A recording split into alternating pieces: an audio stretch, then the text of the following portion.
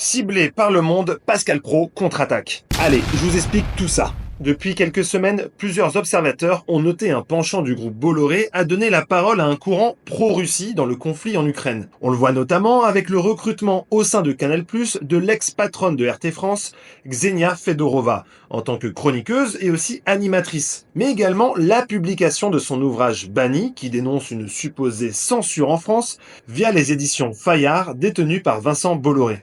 De plus, il y a les prises de parole de plusieurs visages du groupe, comme Cyril Hanouna ou Pascal Praud sur le conflit en Ukraine. Par exemple, l'édito du présentateur de CNews, il y a une semaine, déclarait que l'Ukraine avait perdu la guerre. Eh bien, Le Monde a publié un long article d'Ariane Chemin et Ivan Trippenbach expliquant que les médias de Vincent Bolloré défendaient désormais ouvertement la Russie. Et ça n'a pas plu à Pascal Praud.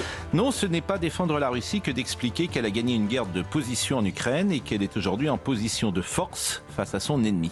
Non, ce n'est pas défendre la Russie qu'écrire que l'Europe est nue depuis l'élection de Biden, qu'elle a mené ce combat grâce à l'Amérique et que le retrait américain change la donne. D'ailleurs, le sursaut européen valide cette analyse. L'Europe veut se réarmer.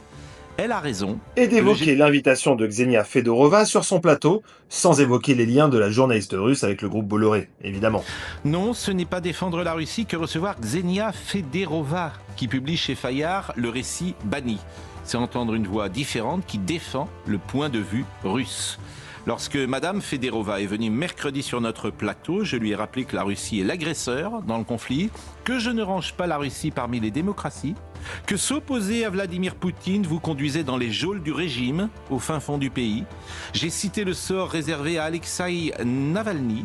Je ne crois pas que ces paroles défendent ouvertement la Russie.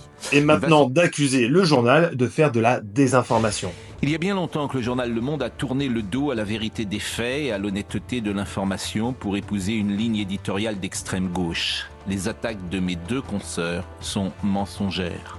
Le succès de CNews contrarie la pensée unique qui aimerait une seule voix. Tous les coups sont permis, y compris diffuser des boniments. Pascal Praud a conclu en invitant les deux journalistes à venir en plateau pour se justifier. Et il a regretté qu'elle ne l'ait pas appelé pour avoir un droit de réponse. Bon, visiblement, il l'a fait sur son antenne.